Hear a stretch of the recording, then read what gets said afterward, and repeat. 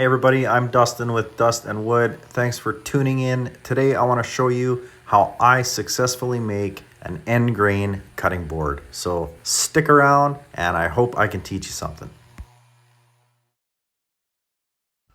All right, let's dive right into it. So today I'm using maple and I am using walnut. For the walnut, I decided to use some of my charcuterie board stock because it is relatively inexpensive when you buy it wholesale like I do.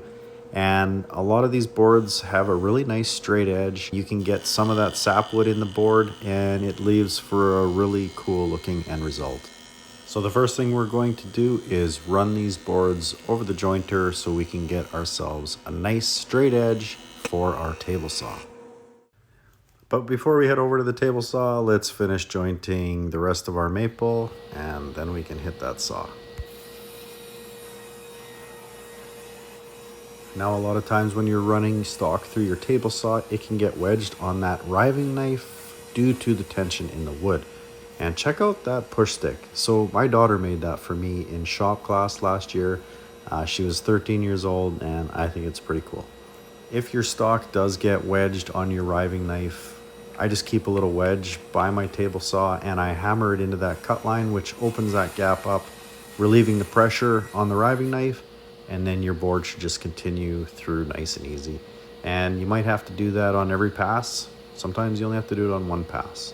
One thing to keep in mind, if this does happen, just have a peek down that cut edge. Make sure it's still nice and straight. If not, you might have to run it over the jointer one time. And if it's straight, then you're good to go. Now that my strips are all cut, I can start laying these out, and I like to alternate the grain here so when you flip it to the end grain pattern after you make your final passes on your table saw, your grain isn't all facing the same direction. Now that I have all these boards laid out, it's time to get them into the clamps and start smothering glue all over them. For glue, my go-to is Titebond 3. No, they are not paying me to say that. I love their product. I have never had an issue with this glue. It doesn't come apart. I've used it on outdoor projects and I am amazed by how strong it is. To prevent your wood strips from moving up and down when you tighten up your pipe clamps, use cauls. Those are the boards I'm adding right now with those blue clamps. That's going to help keep everything nice and flat. So when you're surfacing your cutting board after the glue's dried, you don't have to take out a ton of material and lose your thickness. One thing I wanted to mention, after you get your clamps tightened up, take a wet rag and wipe down any of that excess glue, because if it hardens, it's kind of tough to chip away. Wiping it down first will allow you to go straight from your clamps over to your table saw without any surfacing or cleaning up glue. And just like that, without any messing around, I can move on to the table saw. So I've got a table saw sled here set up so I can cut my strips and we can start seeing our end grain pattern. I like to set up a block here on my front rail of my table saw sled.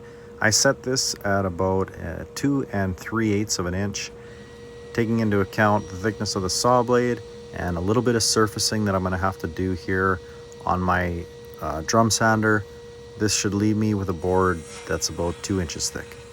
If you do decide to cut a block like this, put a chamfer on the edge that's going to ride on the front of your table saw fence, or I should say your table saw sled, as well as cut a chamfer on the bottom of this block.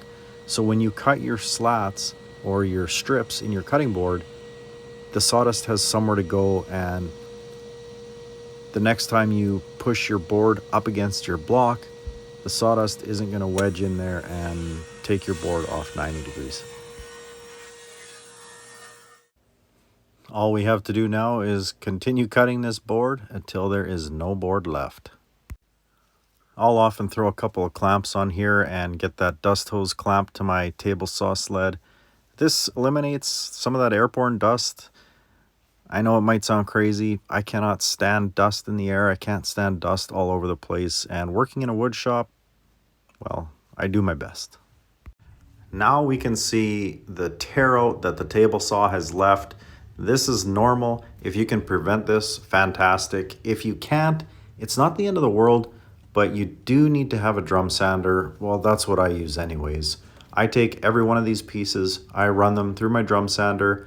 It eliminates all of that tear out, and that is a huge key to success in having tight glue lines.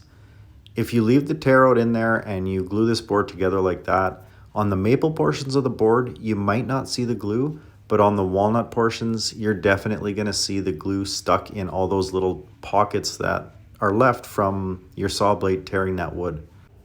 I've got the camera nice up and close here, and you can see after a few passes with the drum sander, there's no more tear out left on these boards, and we're going to get a nice tight glue line just like that. This is one of my favorite parts of a cutting board build process, is figuring out how it's going to look in the end.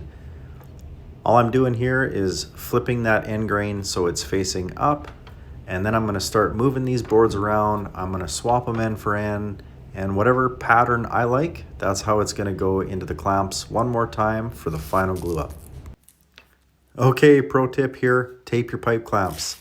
When that glue dries to your clamps, it makes them hard to use. It's not that easy to clean off, and this is just some simple preventative maintenance that will make your life easier in the end.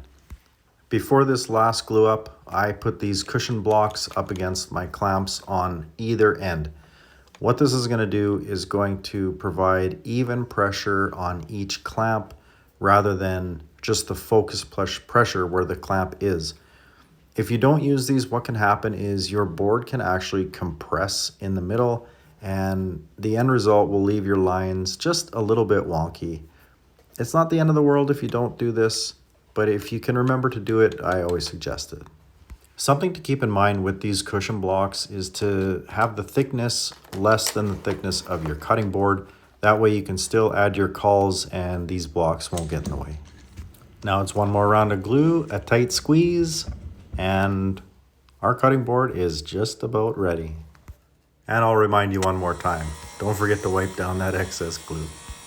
I did leave out a step here. After the final glue up, I ran these boards through my wide belt sander, getting them nice and surfaced, and then it's onto the table saw sled one more time so we can get these boards to our final dimensions. For whatever reason, I forgot to show you how I cut the juice groove in this board, so I'm going to jump over to a different cutting board and I'm going to show you how I cut the juice groove on that one. Okay, I apologize for having to use a different board to show you this, but it's all the same either way. I've got my little jig where I've got 4 rails, and I built a perfectly square base plate that fits on the base of my Makita trim router. All I do here is run that base plate along the edge of these rails, and I get a nice juice groove. On the very last pass, what I'll do is I will lower my bullnose bit just a tiny little bit, so I'm taking off not even a millimeter, and I try not to stop moving. That is the key to not having burn marks in your juice groove. It takes some practice, but if you can get that router when you hit the edges of your rails to just keep going around and around, you're going to have minimal burning in your juice groove. All we have left to do now is sanding, and to do this, I just take a 3/8 dowel and I roll sandpaper around it and start sanding. To get burn marks out of the corners, what some people do is they'll take a dowel, they'll round the end of it and glue some sandpaper onto it, then put that dowel into the chuck of a drill and go to town on it like that. Another way I've found is using a Dremel with some sanding bits. You can also do it by hand. It can be a pain in the butt. Burn marks, they are what they are. They're tough to get out, and it's just some elbow grease that's going to do it. After we're done sanding that joyful juice groove, it is time to move on to the orbital. From here, I'm going to start at 100 grit, and I'm going to work my way through the stages all the way up to 180 before spraying this board down with water. The reason I spray it down with water is to raise the grain. As the water dries, the grains that have been knocked over by the sander are going to stand up again. Then we're going to hit it one more time, knock all that down, and we're going to have a nice smooth surface ready for oil.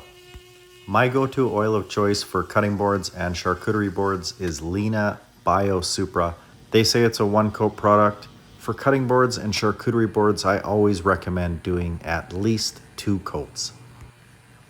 I do apologize for jumping around between boards on this video, But I hope there's some tips in here that really help you out, and if there's some things you didn't know before, I'd love to know about it in the comments.